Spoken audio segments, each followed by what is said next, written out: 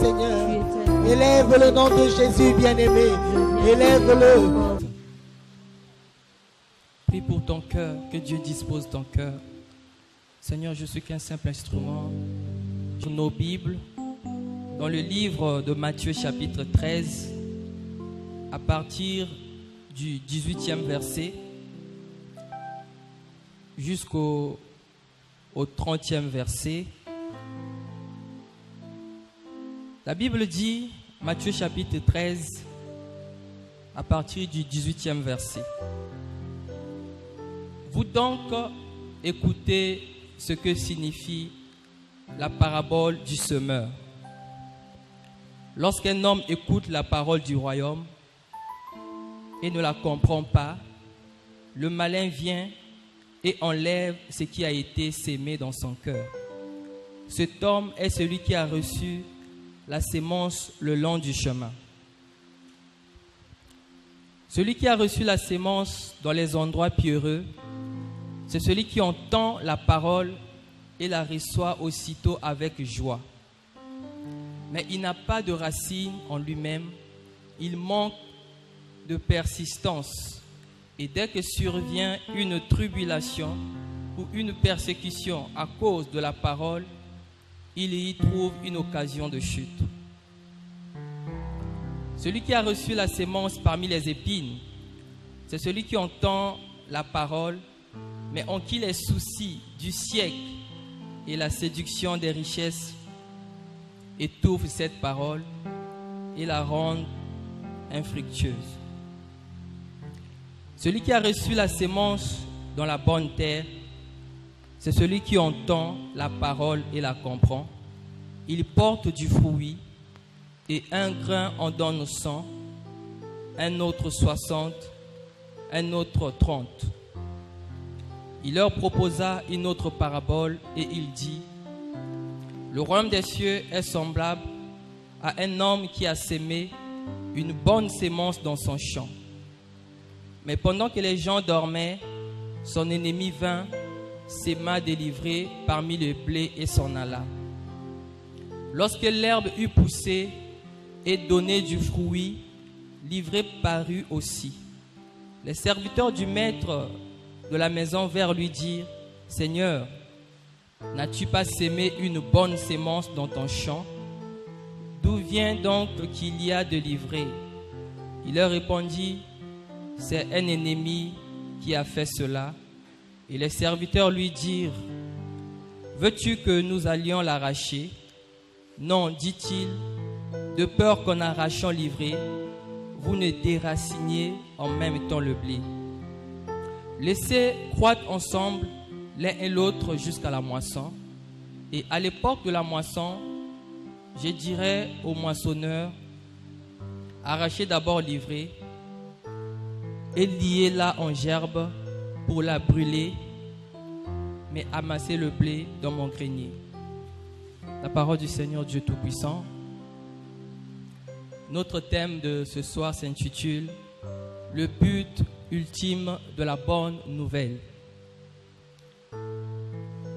Le but ultime de la bonne nouvelle.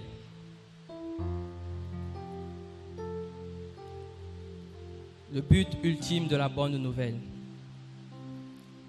Nous savons ce que veut dire la bonne nouvelle. La bonne nouvelle, c'est l'évangile. L'évangile, c'est la bonne nouvelle. Autrement dit, la parole de Dieu. Nous voulons parler du but ultime de la parole de Dieu. Dans Jean chapitre 1, la Bible dit: au commencement était la parole. La parole était avec Dieu. La parole était Dieu. La Bible dit: toutes choses ont été créées par la parole. Et rien de ce qui existe sans elle. La Bible dit: la parole était la lumière. La Bible dit: la parole, c'est la vie. Mais la parole a un but ultime. Et nous voulons voir le but ultime de la parole de Dieu. La Bible nous parle des prédicateurs de bonnes nouvelles.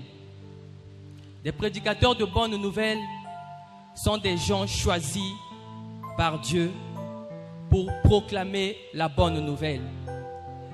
Les prédicateurs de bonnes nouvelles sont des porteurs de semences.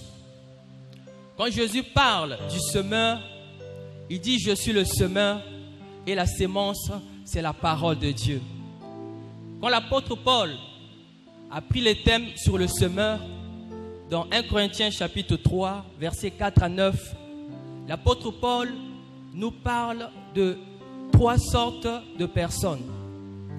Il dit, il y a des gens qui sèment, il y a d'autres qui arrosent.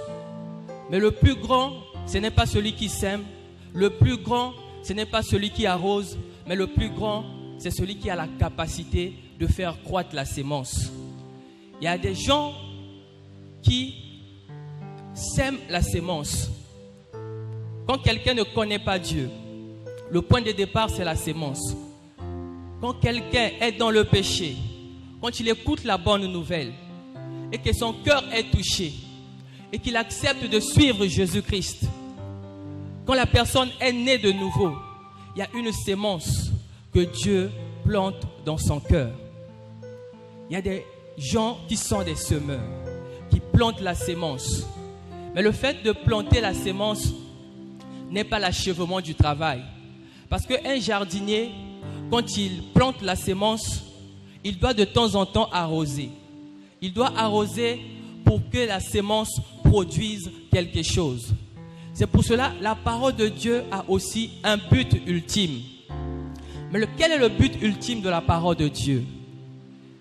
En dehors de celui qui sème, il y a celui qui arrose. Vous savez, aujourd'hui, il y a des choses que nous ne voyons plus dans l'église. C'est parce que la confusion est rentrée. C'est parce que la bonne nouvelle n'est plus prêchée. La Bible dit Jésus-Christ est le même hier, aujourd'hui et éternellement. Et Dieu est fidèle à sa parole. Si tu pratiques la parole de Dieu et tu proclames la bonne nouvelle, les mêmes signes, les mêmes miracles, les mêmes guérisons qui se sont manifestés avec les apôtres de Jésus-Christ sont censés se manifester parce que Dieu ne change point. Mais nous nous posons les questions, est-ce que les gens ont reçu la bonne nouvelle?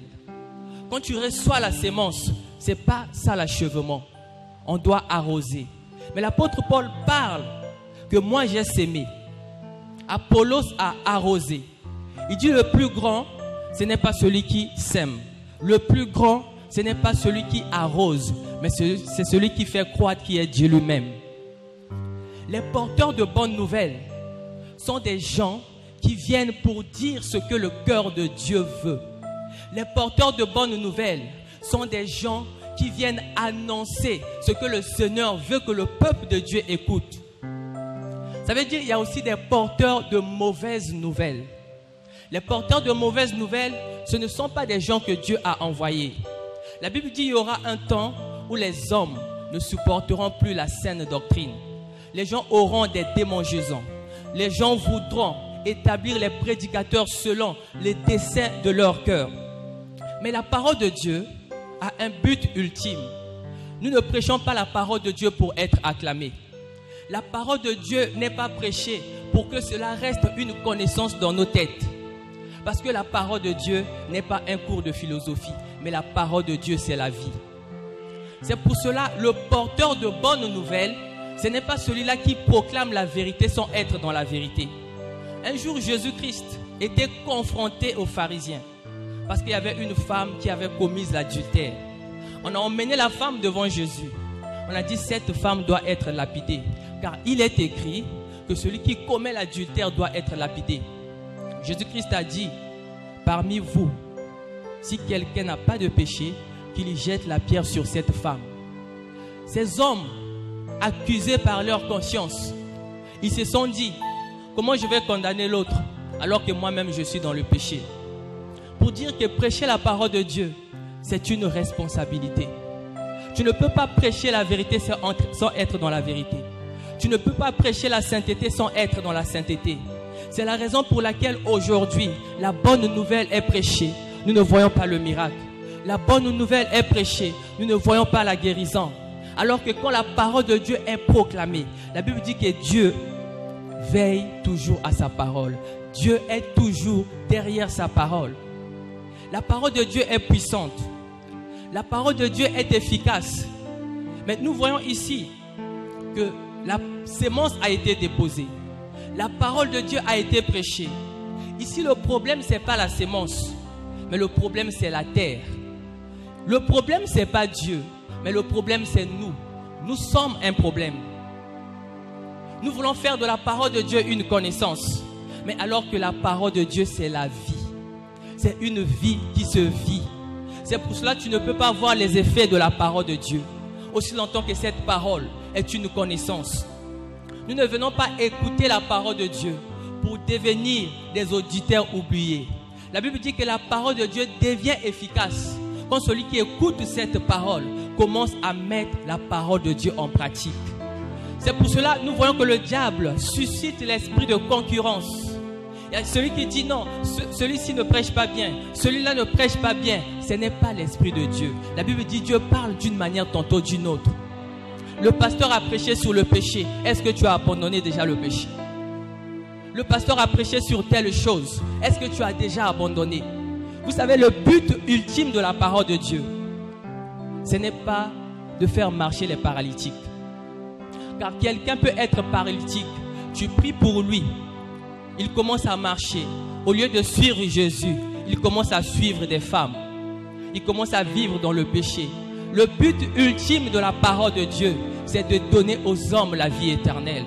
C'est le but pour lequel la bonne nouvelle est prêchée. Le but ultime de la parole de Dieu, c'est de faire de nous des fils de Dieu. La bonne nouvelle, ce n'est pas une parole qui est prêchée pour produire la haine dans le cœur des hommes. Si aujourd'hui les familles sont divisées, c'est parce qu'ils n'ont pas écouté la bonne nouvelle. Quand tu écoutes la bonne nouvelle, écoute ce que Jésus dit.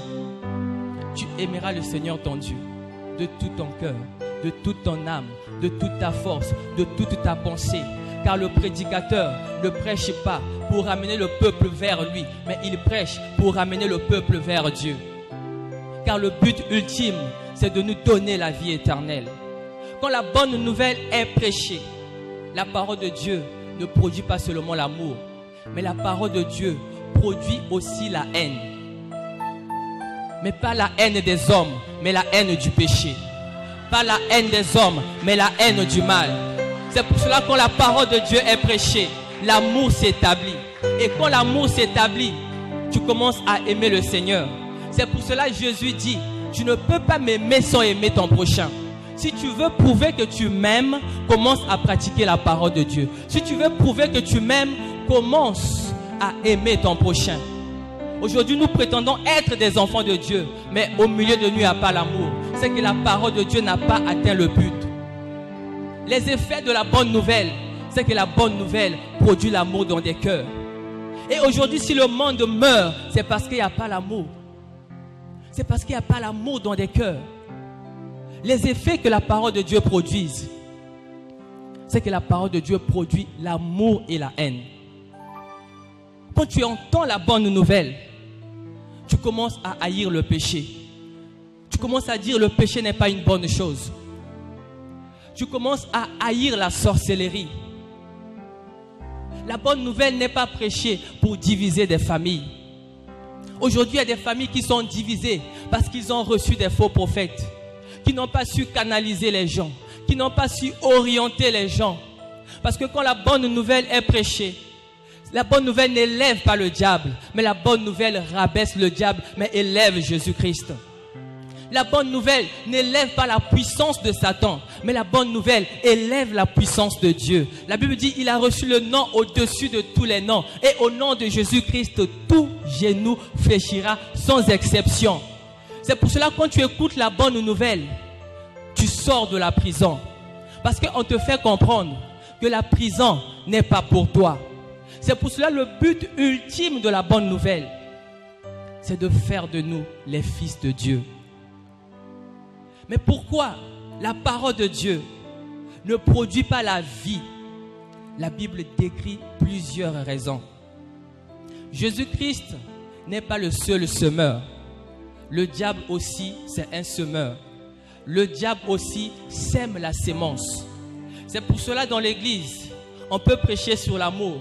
Il y aura des gens qui n'auront pas l'amour. Pas parce qu'on ne prêche pas bien, parce qu'ils n'ont pas la sémence de l'amour.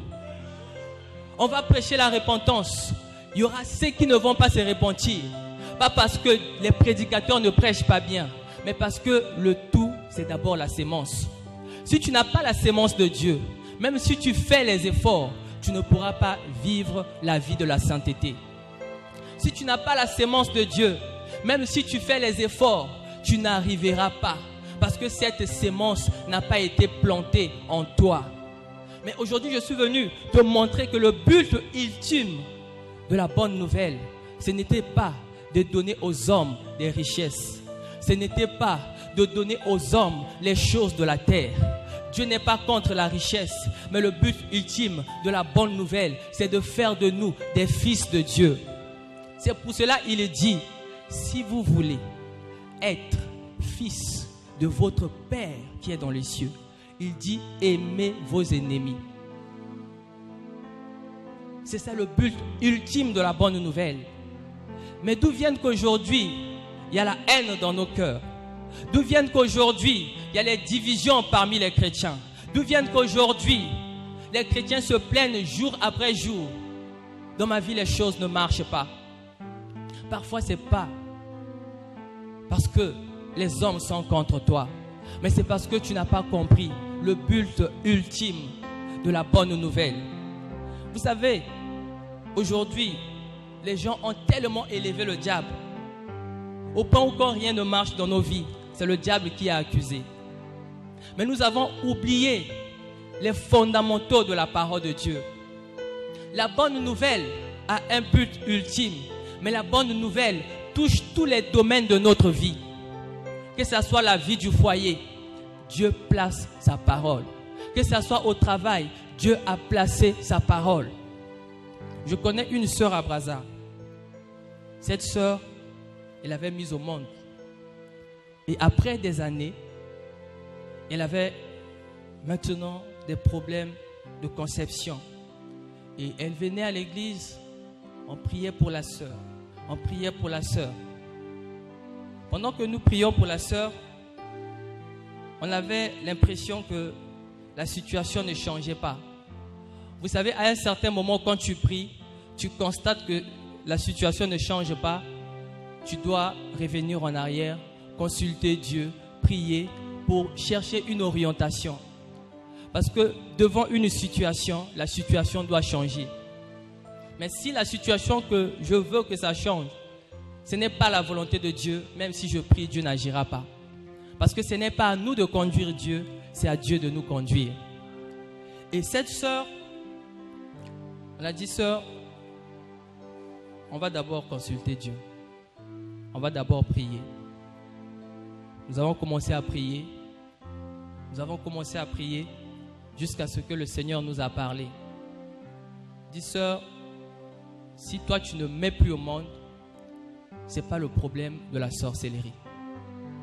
Ce n'est pas aussi un problème qui est lié à l'hôpital. Pendant que nous prions, le Seigneur a révélé que cette sœur avait perdu sa mère biologique. Et c'était sa grande-mère qui l'avait élevée. Et elle s'est mariée, elle est partie au foyer.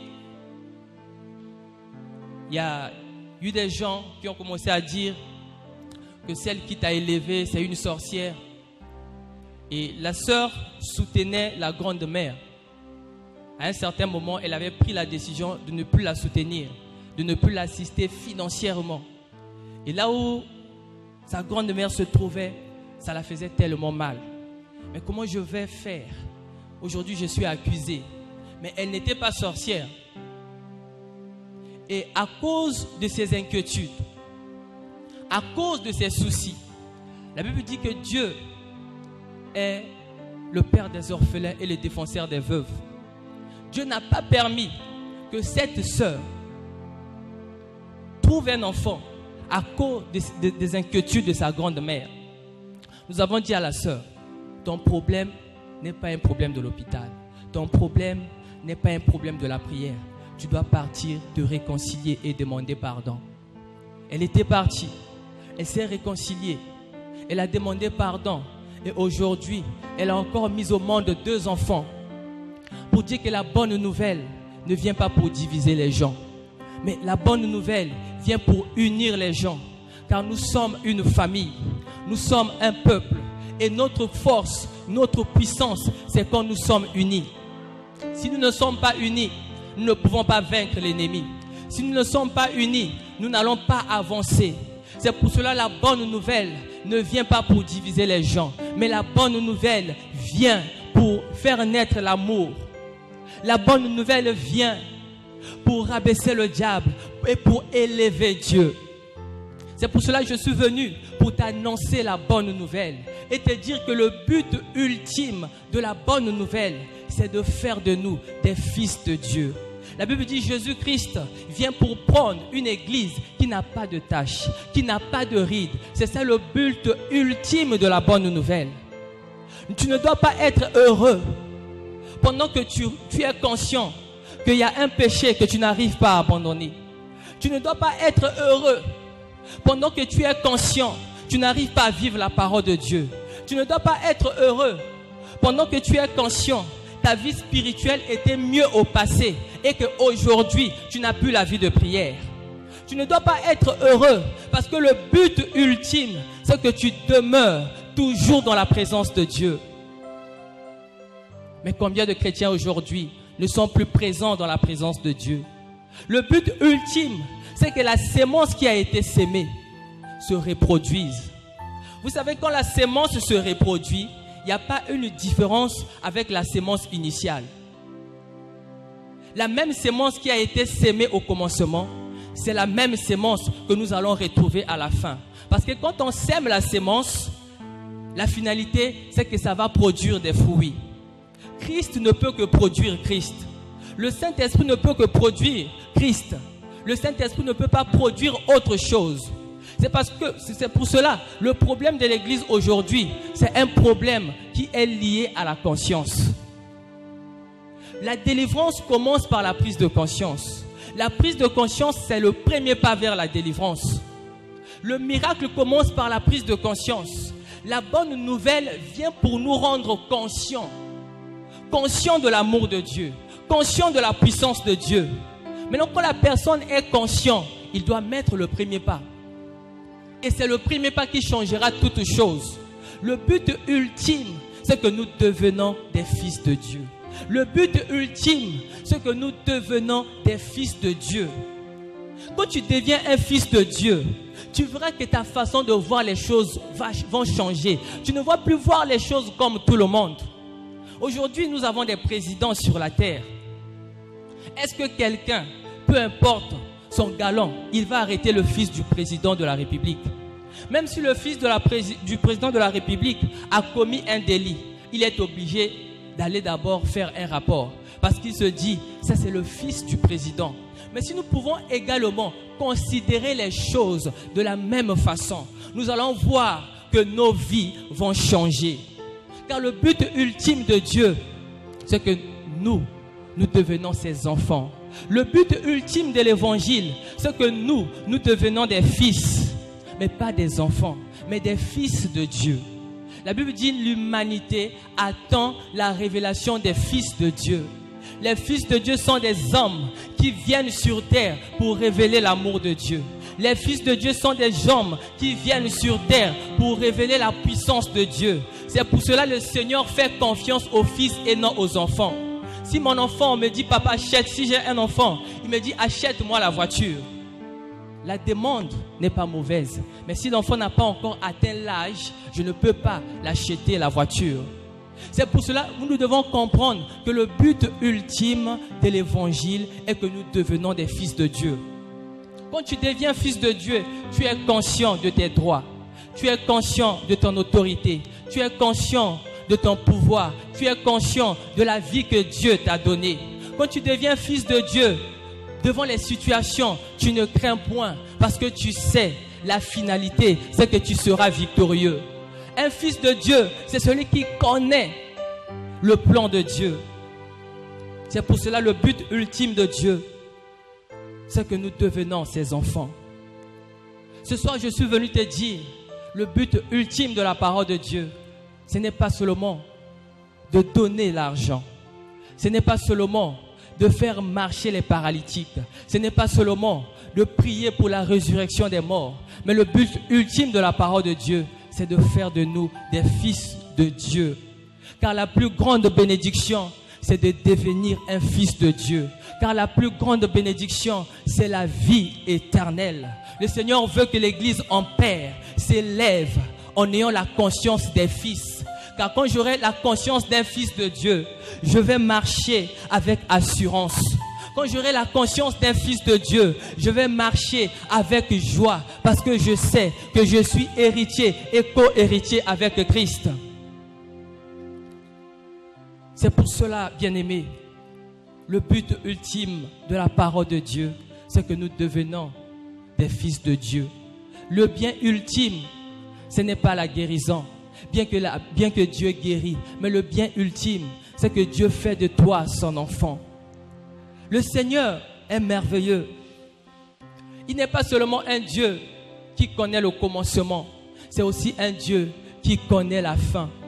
Il n'est pas seulement un Dieu qui proclame les vérités, mais c'est un Dieu qui a la capacité de réaliser tout ce qu'il proclame. La Bible dit, il crée en nous le vouloir et le faire. Il te donne la vision, il te donne la provision. C'est pour cela, quand tu as le vouloir, c'est que tu as aussi la capacité de faire. Dieu ne peut pas t'exiger de vivre dans la sainteté sans pour autant mettre en toi la capacité de mener une vie de sainteté. C'est pour cela que nous voulons que le but ultime de Dieu soit atteint ce soir. Tu as reçu le Saint-Esprit, mais est-ce que tu es rempli du Saint-Esprit? Tu peux avoir le Saint-Esprit sans être rempli du Saint-Esprit. Mais nous allons prier pour que nous soyons remplis du Saint-Esprit. Nous allons prier pour que les portes s'ouvrent. Nous allons prier pour que les choses changent. Nous allons prier pour aller dans une nouvelle dimension. Parce qu'avec Dieu, il y a toujours une nouvelle dimension. Je ne suis pas venu te proclamer une mauvaise nouvelle, mais je suis venu te proclamer la bonne nouvelle. C'est que Jésus-Christ est ressuscité et le tombeau est vide. Je suis venu te proclamer la bonne nouvelle. C'est que Jésus-Christ a tout vaincu. Je suis venu te proclamer la bonne nouvelle. C'est que Dieu est capable de tout faire.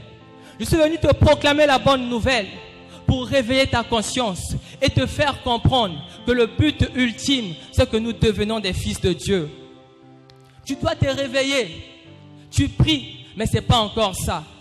Tu viens à l'église, ce n'est pas encore ce que Dieu veut. Le but ultime, c'est que nous devenons des semences.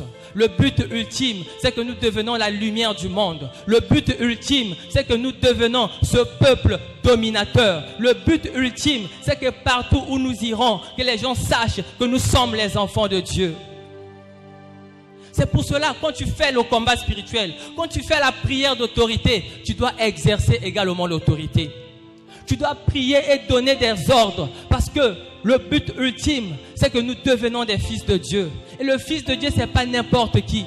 Le fils du roi, ce n'est pas n'importe qui. Mais le problème n'est pas que Dieu n'agit pas. Mais le problème, c'est à notre niveau. Quand la sémence arrive, le problème, c'est les cœurs. La Bible dit, il y a ceux qui ne comprennent pas la parole de Dieu. Pendant que je prêche, il y a des gens qui ne comprennent pas. Mais ma prière est que ceux qui ne comprennent pas comprennent la parole de Dieu. Parce que si tu ne comprends pas ce que tu dis, ça ne va pas produire des effets dans ta vie. Si tu ne comprends pas l'exercice, quand ça va venir pendant l'examen, tu ne pourras pas faire. Tu dois comprendre. La Bible dit, les gens ne comprennent pas parce que le diable vient pour voler la parole de Dieu. Parce que le diable connaît l'importance de la parole de Dieu et le but ultime de la parole de Dieu. C'est pour cela qu'il envoie des esprits pour voler la parole de Dieu. La Bible dit pendant que la parole est prêchée, la parole ne produit pas des effets parce qu'il y a des gens qui ont des soucis, qui ont des inquiétudes, qui se disent comment je vais manger, comment je vais faire ceci, qui font des projets. Mais est-ce que tu peux d'abord laisser la parole de Dieu la première place? Est-ce que tu peux d'abord laisser le Seigneur occuper la première place? Quand il est venu dans la vie de Pierre, Pierre avait des problèmes. Pierre cherchait le poisson. Mais la Bible dit, Pierre a travaillé toute la nuit, il n'a pas eu de poisson. Mais pendant que Jésus est venu dans la vie de Pierre, il a dit, est-ce que tu peux me donner le bateau pour que je prêche la parole? Jésus ne s'est pas d'abord occupé des problèmes de Pierre. Mais Pierre a d'abord donné le bateau à Jésus. Jésus s'est mis à prêcher la parole de Dieu. Jésus s'est mis à prêcher la bonne nouvelle. Et après avoir fini de prêcher la bonne nouvelle, il a dit à Pierre, est-ce que tu peux prendre ton filet et jeter le filet dans l'eau? Pour dire que les soucis, les inquiétudes ne pourront pas changer nos vies. Même si tu t'inquiètes, même si tu pleures, la Bible dit que le changement d'une situation ne peut que venir par la foi en Dieu. C'est pour cela que les soucis ne peuvent pas changer ta vie. Il se peut que tu as des soucis, mais je suis venu te proclamer la bonne nouvelle. La Bible dit tout est possible à celui qui croit. Donc si tu crois que Dieu est plus important que tes problèmes, laisse le Seigneur la première place. Fais de l'Éternel tes délices. Il te donnera ce que ton cœur désire. Je veux que tu sois la 4e terre qui produit la sémence. Tu ne deviendras que ce qu'on a sémé en toi. Si Judas a trahi Jésus, c'est parce qu'il avait la sémence du malin. Mais nous voulons que l'Église en paix soit remplie des fils de Dieu. Vous ne pouvez pas imaginer l'amour d'un pasteur envers ses enfants. Vous ne pouvez pas imaginer la colère d'un pasteur quand vous êtes dans le péché. Vous ne pouvez pas imaginer les soucis d'un pasteur quand vous êtes dans le mal. Parce qu'un pasteur, ce n'est pas celui-là qui a seulement le pouvoir, mais il a aussi les sentiments. Il ne souhaite pas le malheur du peuple, mais il souhaite le bonheur du peuple. Mais qu'est-ce qu'il ressent quand le peuple de Dieu est dans le péché? Vous savez que cette église est bénie. Dieu a déployé la puissance. Dieu a déployé la bénédiction. Mais le tout se repose sur notre obéissance. Le but ultime, c'est que nous devenons des fils de Dieu. Le but ultime, c'est que nous devenons ces hommes qui sont capables non seulement de proclamer, mais de pratiquer ce qu'eux ils disent. Tu n'as pas écouté cette parole pour que ça soit une connaissance, mais pour que cela devienne une vie en toi. Car la parole de Dieu, c'est la vie. Et le diable ne craint pas un homme, mais le diable craint Jésus-Christ. Et le diable ne craint pas des hommes, mais il craint ceux qui vivent la vie de la sainteté. C'est pour cela la puissance du nom de Jésus se trouve dans la vie de la sainteté. C'est pour cela la parole de Dieu, son but ultime, c'est de produire en toi la vie éternelle. La Bible dit que quiconque invoque le nom du Seigneur s'éloigne du péché. Même si tu es dans le péché, tu dis au nom de Jésus, le démon n'aura pas peur. Parce que ce que le démon craint, c'est la vie de la sainteté. C'est pour ça le but ultime de l'évangile, c'est de produire en nous la vie de Dieu, la vie éternelle. Et quand tu auras la conscience du Fils de Dieu, tu n'auras plus peur des sorciers. Tu n'auras plus peur des francs-maçons. Tu n'auras plus peur des rose-chrétiens. Tu n'auras plus peur. Mais la Bible dit, les démons tremblent devant le Fils de Dieu. Mais nous aussi, nous avons reçu le même esprit. Nous avons reçu le même pouvoir. Mais laissons la parole de Dieu faire son œuvre en nous. Laissons le Seigneur agir en nous. C'est pour cela, Job ayant compris, il dit, je reconnais que tu peux tout et rien ne s'oppose à tes pensées et rien ne s'oppose à ta volonté. Rien ne peut s'opposer à la volonté de Dieu. Rien ne peut s'opposer à la parole de Dieu. Le but ultime, c'est que tu deviennes fils de Dieu. C'est pour cela, quand tu deviens fils de Dieu, quand le but ultime est atteint, quand tu marches dans la rue, les démons ont peur de toi. Quand le but ultime est atteint, même dans le quartier, il y a des sorciers qui quittent le quartier pour changer de quartier parce que tu imposes la domination. La Bible dit que Dieu nous a donné l'autorité sur toutes choses. C'est pour cela que nous allons prier. Nous avons besoin d'être remplis du Saint-Esprit. Nous avons besoin que les situations changent. Nous avons besoin que les choses changent. Nous voulons que la sémence qui a été sémée en nous produise des fruits. tu vas t'élever là où tu te trouves.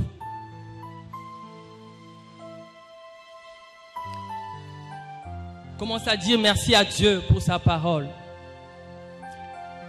Nous voulons que le but ultime soit atteint.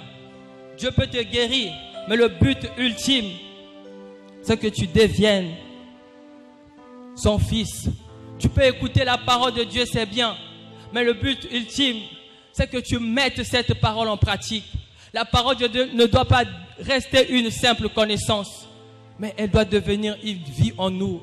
Dis merci à Dieu pour sa parole. Prions au nom de Jésus-Christ.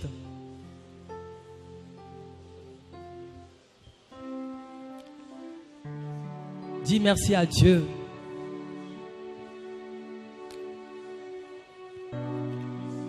Nous avons besoin de l'Esprit de Dieu. Commence à disposer ton cœur. Nous avons besoin du Saint-Esprit. Nous avons besoin d'être remplis. Quand tu es rempli de l'Esprit de Dieu, tu parles avec assurance. Tu parles avec autorité. Commence à prier pour ta vie spirituelle. Dis Seigneur, j'ai compris que le but ultime, c'est que je devienne ton fils. C'est que je devienne ton fils. C'est que j'atteigne ce niveau du Fils de Dieu. Le but ultime, c'est que la parole produise en nous des fruits. Le but ultime, c'est que Marie mette au monde Jésus. Le but ultime, c'est que Marie mette au monde Jésus. Nous devons mettre au monde la parole de Dieu. La vie éternelle, manifester les fruits. Tu dis Seigneur, j'étais dans l'ignorance. La guérison est bien, mais le but ultime est que nous devenons des fils de Dieu. C'est en devenant fils de Dieu que nous pouvons commander à la montagne. En ayant la foi du Fils, tu vas d'abord prier pour ta vie spirituelle. Ensuite, nous allons prier pour que les situations changent. Que la présence de Dieu devienne réelle en ce lieu. Que nous soyons remplis de l'Esprit de Dieu. Qui peut arrêter quelqu'un qui est rempli de l'Esprit de Dieu? Qui peut arrêter quelqu'un qui a reçu le décret de Dieu? Qui peut arrêter quelqu'un qui a reçu le mandat de Dieu? Qui peut arrêter quelqu'un qui vit dans la sainteté? Qui peut arrêter quelqu'un qui accomplit la volonté de Dieu? Que la présence de Dieu devienne réelle en ce lieu. Que la présence de Dieu devienne réelle en ce lieu. Que les forces des ténèbres fléchissent leurs genoux. Ouvre ton cœur. Ouvre ton cœur. Une autre dimension.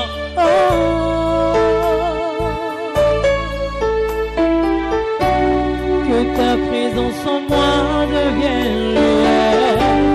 Que ta présence en moi devienne palpable. Je veux une autre dimension de toi.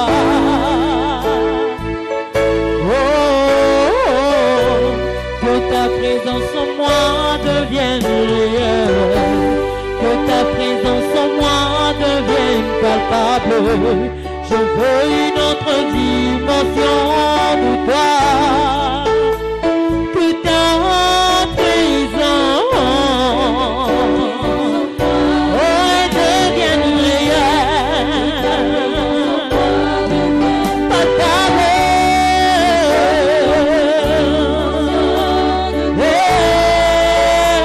Que ta présence en moi devienne réelle.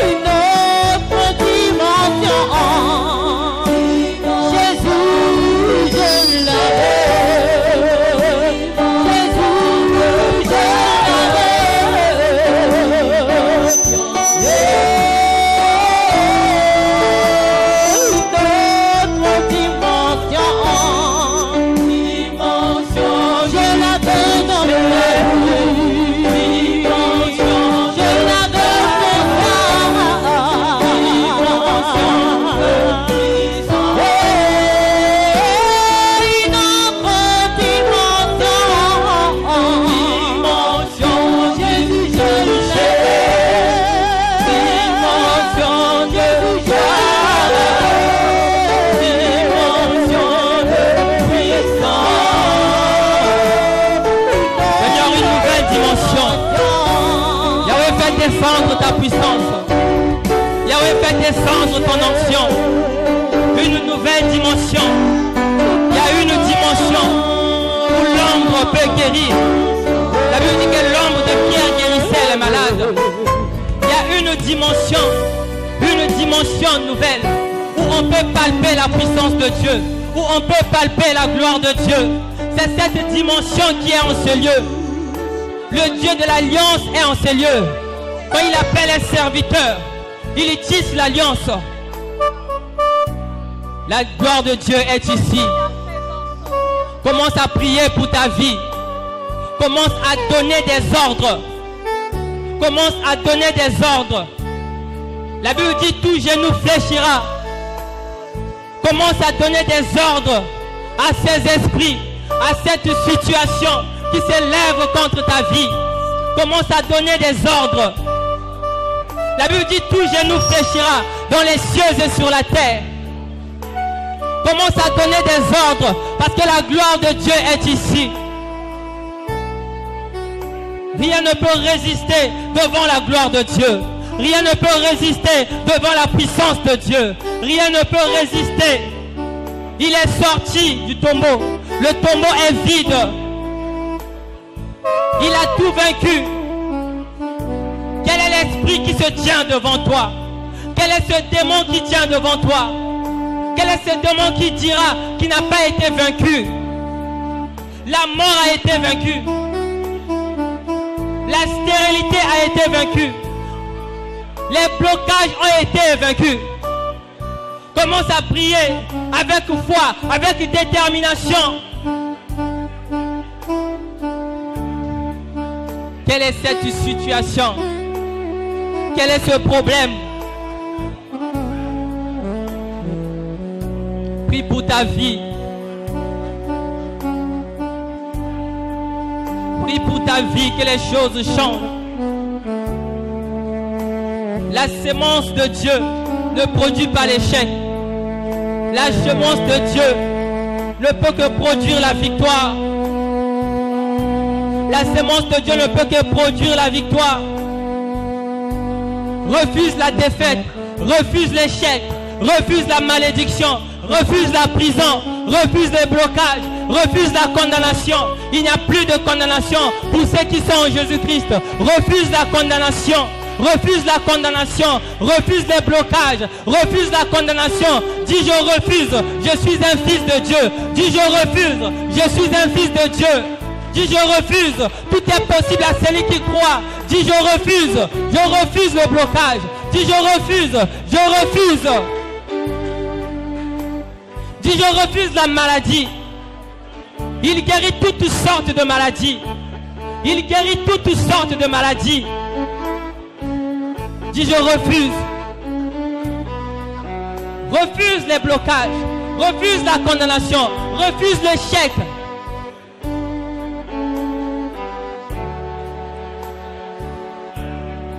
Refuse la condamnation.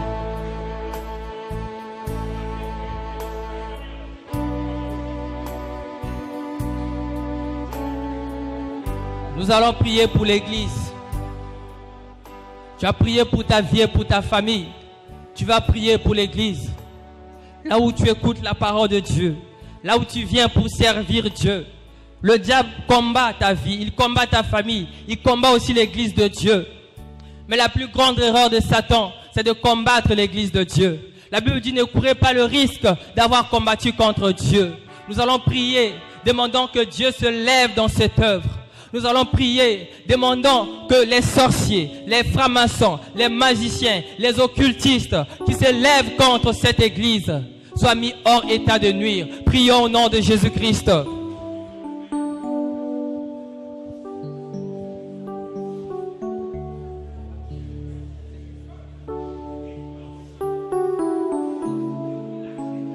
Que les choses changent. Que les choses changent.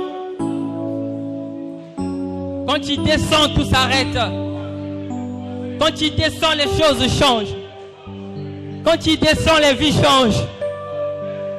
Il a envoyé des messagers. Mais il a dit cette fois-ci, je vais venir moi-même. Quand il vient lui-même, les choses changent. Car il ne peut pas échouer, il est la parole.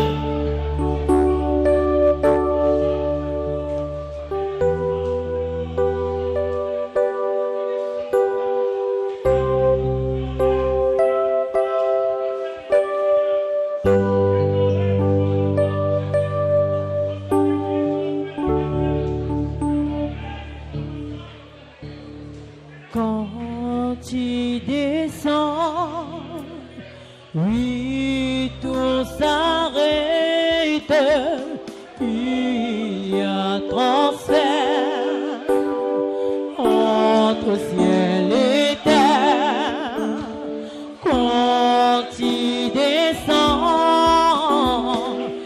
l'atmosphère change, il y a transfert entre ciel. Quand tu descends, oui, tout s'arrête, il y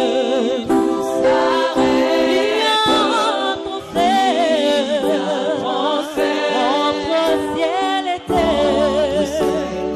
Quand tu descends,